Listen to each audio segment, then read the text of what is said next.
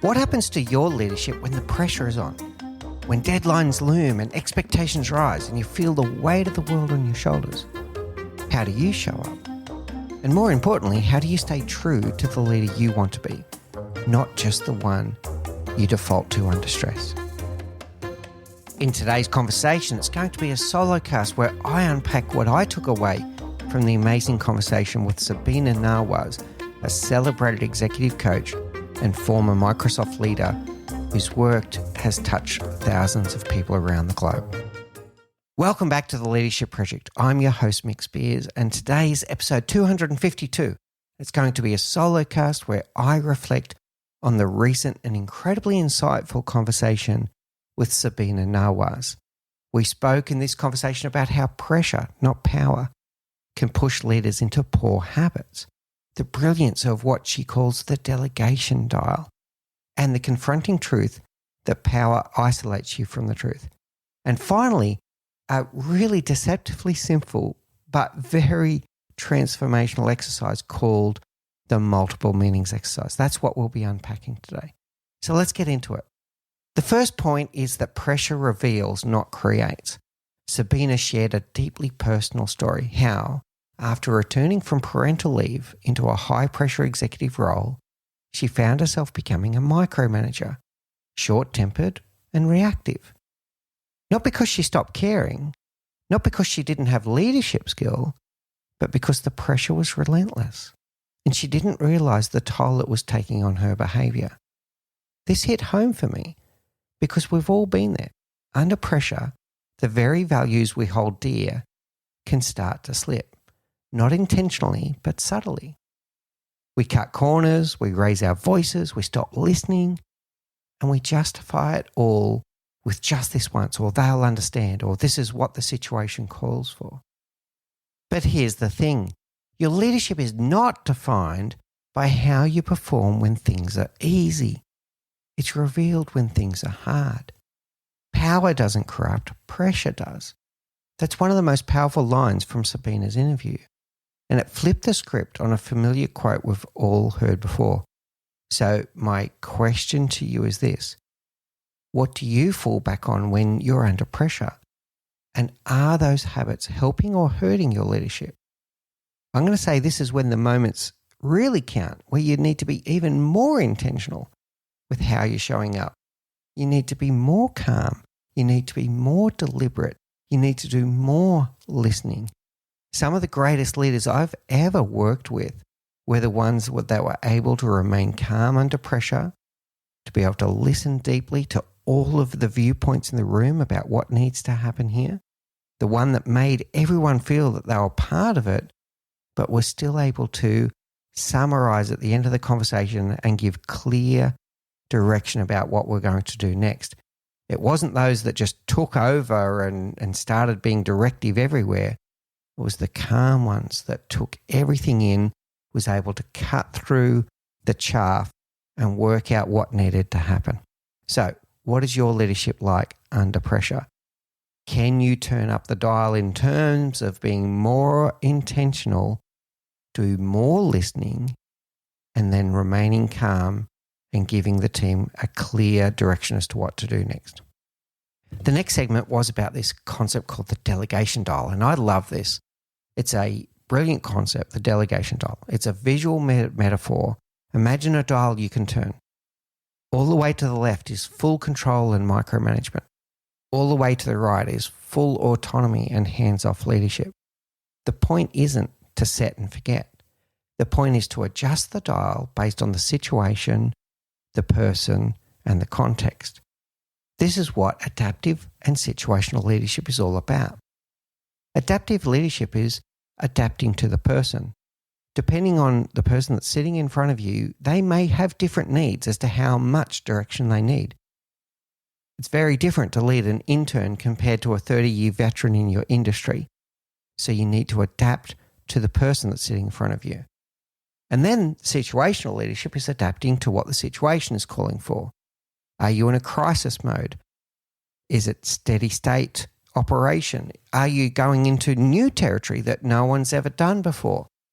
So the true skill is knowing when to turn the dial and having the self-awareness and trust to do it intentionally. So ask yourself, where is your delegation dial set right now? And is it where it should be? Great leaders are the ones that know when to step in and step up and when to step back and empower and trust and let their team get on with it. One of the greatest things that you can do is get out of your team's road if they know what they need to do and they don't need you right now.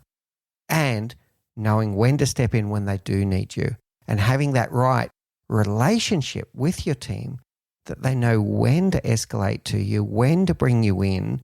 These are the things that can make you a truly great leader.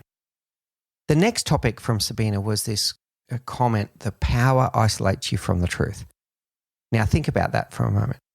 When you step into a position of leadership, the dynamics change, often in ways you don't even notice at first. People begin to filter their words. They sugarcoat feedback. They hesitate to challenge you. Not because they don't care, but because you now hold positional power, whether you like it or not. This is how it'll be perceived. And over time, if you're not intentional, a dangerous gap forms between how you think things are going and what your people are actually experiencing. It reminds me of Tim McClure's famous quote, "The greatest fear of any organization is when their most passionate people become quiet." Now let's unpack that for a while. It's not that they've got nothing to say. It's that the power dynamic has changed and they feel like it's not worth speaking up. So why do they go quiet? Is it because they feel like no one's listening? Because they've tried to speak up before and they've been ignored, dismissed, or punished? Or because the truth became too costly to share? This really comes to the heart of psychological safety and about fear. And there is fear in organisation. There's no such thing as fearless. But when we have psychological safety, it's because people perceive the benefit of speaking up being greater than the fear of doing so. And if you've achieved that, people will still find their voice and you won't have this issue that Tim is talking about where people go quiet. But this is the risk of leadership without awareness. When people stop telling you the truth, it's not because everything is fine, it's because they no longer feel safe. And here's the scary part. Most leaders don't even realize it's happening. So I want to challenge you today. Who tells you the truth? Who's willing to challenge your thinking or push back with care and courage? And are you creating the kind of environment where the truth can surface despite any fear? Because real leadership isn't about looking like you've got it all together. It's about being open enough to hear what's really going on, even when it's hard. A true test of this is when someone does speak up, how you're going to react. And if you come down on them like a ton of bricks, I can guarantee you they're not going to speak up again next time. So when someone comes to you with an uncomfortable truth, pause, take a few deep breaths, and get curious. Ask them powerful questions. Thank them for speaking up. Say, thank you for so much for telling me this. Tell me more. That will be what creates the environment where people are willing to tell you the truth. And the final one from the conversation with Sabina, this was a really amazing concept. It's very simple, but also very powerful. The multiple meanings exercise. The premise is simple.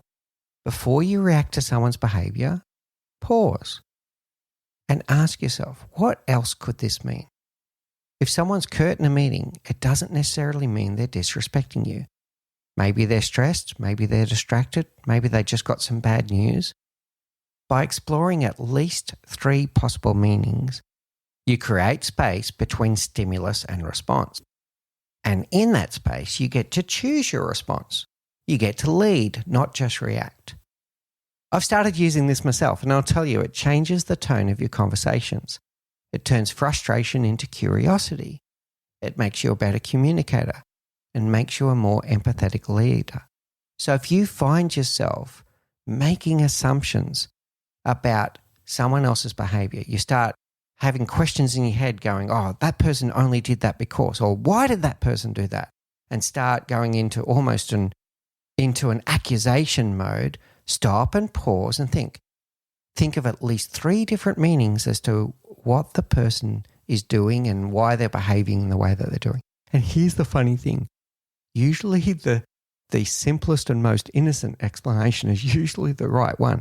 It doesn't mean that there's not an issue there, but take the time before you react to think about what are 3 possible meanings for why they're doing what they're doing, why they're saying what they're saying, and the way that they're behaving. So think, what else could this mean? Then ask again and make at least 3 meanings before you then get curious and go and ask them. So, hey, notice that you weren't quite yourself in the meeting today. What's going on? Or are you okay? Get curious. And then you can go and explore which of those meanings that you've come up with, or even a 4th meaning that you didn't think of. Get curious first. Don't react.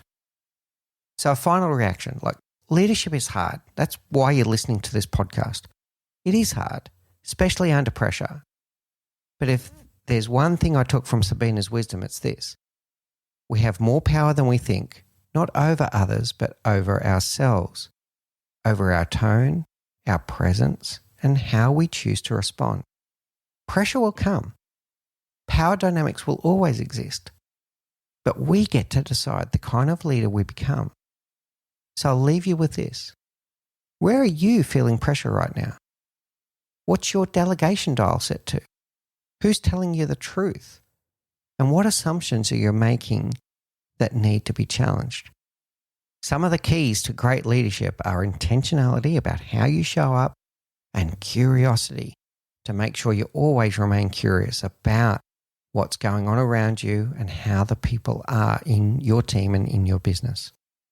So that's it for today's episode. In the next episode, I'm going to be joined by the amazing Jamie Wolfe and Dr. Chris Bell. And we're going to be exploring about how to create a culture of creativity and how you can create inclusiveness in your storytelling. Until then, remember to stay focused, stay intentional, and stay curious.